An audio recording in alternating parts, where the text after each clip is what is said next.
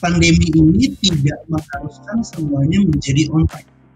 Oh, menarik. Penduduk Indonesia 262 juta, penduduk internetnya sudah 175 juta. Jadi kalau menurut saya, kalau transformasi digital, literasi digital itu kalau dibuat mudah, bisa mudah.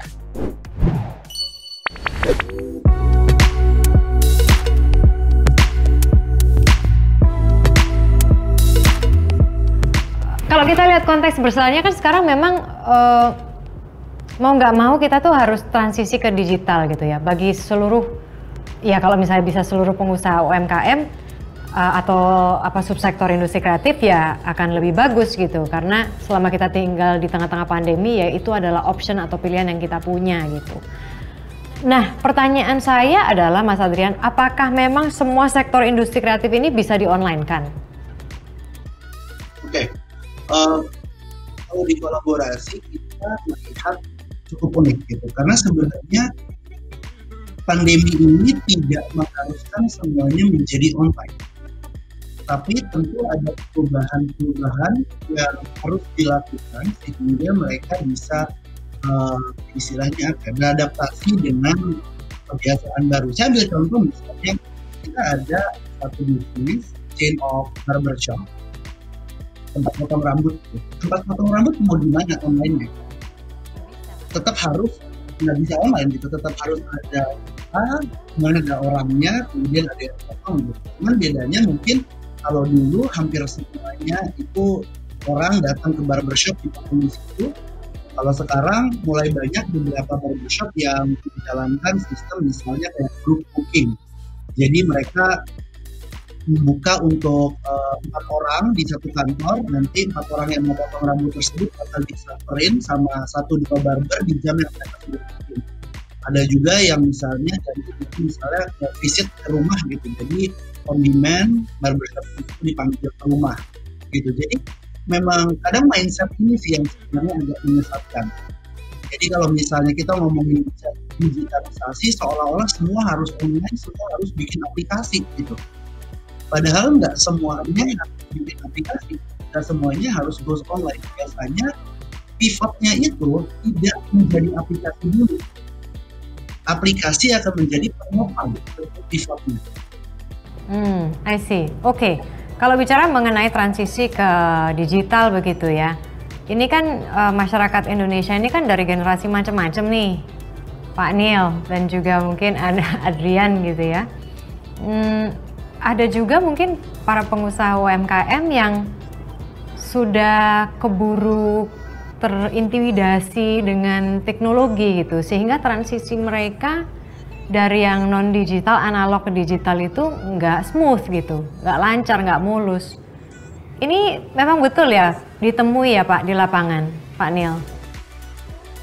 Ya, pastinya Mbak. Tapi kalau saya sih yakin ya, karena gini, penduduk Indonesia 262 juta, penduduk internetnya sudah 175 juta. Jadi kalau menurut saya, kalau transformasi digital, literasi digital itu kalau dibuat mudah bisa mudah, tapi memang ada beberapa hal yang tidak serta-merta juga yang tidak langsung begitu. Tapi intinya kalau menurut saya kalau dibuatkan transformasi secara mudah, secara yakin juga bisa.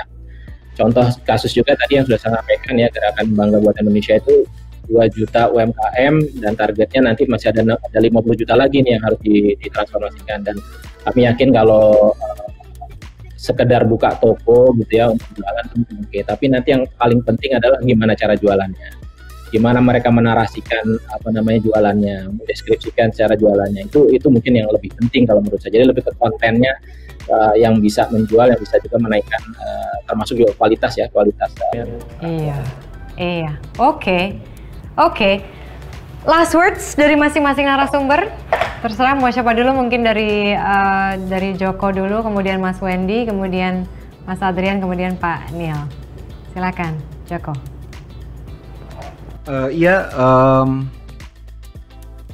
Tentunya para pelaku industri kreatif semuanya sudah terbiasa bekerja keras ya sendiri. Tapi kalau misalnya ada bantuan dari pemerintah, insentif fiskal dan non fiskal, itu akan sangat berguna sekali di masa sekarang gitu.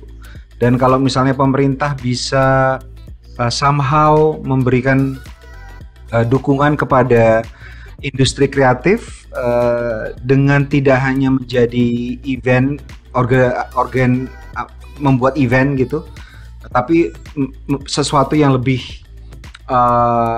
lebih bisa mendukung industri kreatif secara keseluruhan, baik berupa kebijakan atau insentif langsung, menurut saya akan menjadi satu hal yang membuat kita semua stakeholder ada di satu meja yang sama gitu.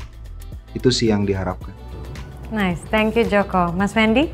Jadi ya yang aku memang bisa berlalu gerak dan mulai bergeliat lagi, karena memang terus terang ancamannya yang ada sekarang adalah banyak ruang-ruang pertunjukan, ruang-ruang seni kerja yang mau tutup dan sudah sekarat, kondisinya sangat memprihatinkan, banyak yang melakukan layoff terhadap para pekerjanya, pertunjukan juga para krunya, kru produksi, band, gitu ya.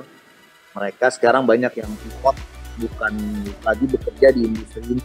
Ada yang bekerja buruh kasar, karena terus terang virtual dan menjadikan benefit yang sebentar, itu hanya sekedar sebuah mitigasi, bukan sebuah solusi yang panjang.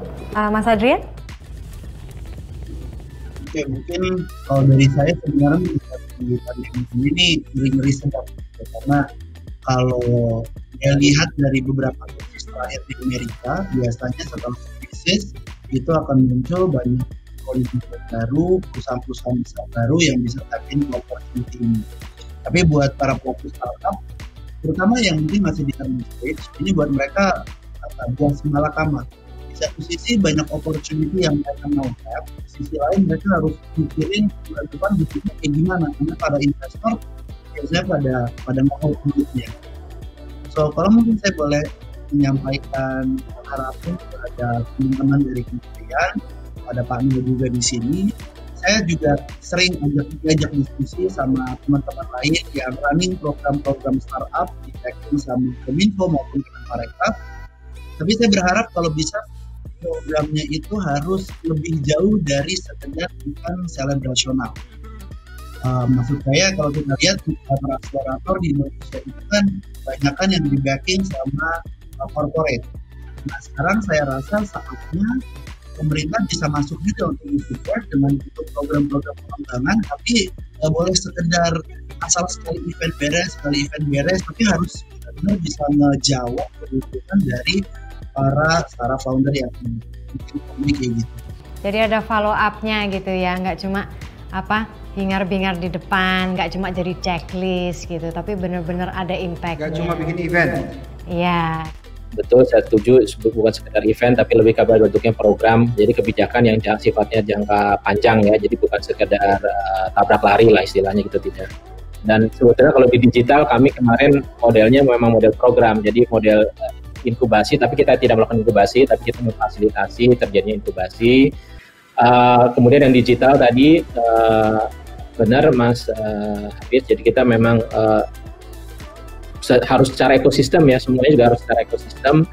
Pembentukannya bukan hanya Parekraf, Kominfo, tapi mungkin harus semua, bahkan kalaupun semua KL, karena nanti kaitannya tadi seperti Mas Joko Anwar sampaikan, misalnya kalau ada insentif pajak saja, nah itu kan sudah domainnya Kementerian Keuangan, tapi kita juga harus bisa membantu teman-teman tadi bagaimana cara meng-approach Kementerian Keuangan supaya bisa memberikan solusi gitu ya. Terima kasih Pak Nil, terima kasih Joko Anwar. Terima kasih Mas Wendy dan juga terima kasih Adrian sudah berdiskusi. Harapannya memang betul-betul ada kolaborasi yang sangat erat gitu di antara stakeholders. Tadi Joko Anwar juga sempat mengatakan itu bentuknya segitiga, di situ ada pemerintah, di situ ada pelaku usaha, kemudian ada korporasi, tapi ini saya tambahkan lagi jadi bentuknya segi empat karena juga ada inkubator seperti teman-teman dari kolaborasi. Thank you so much.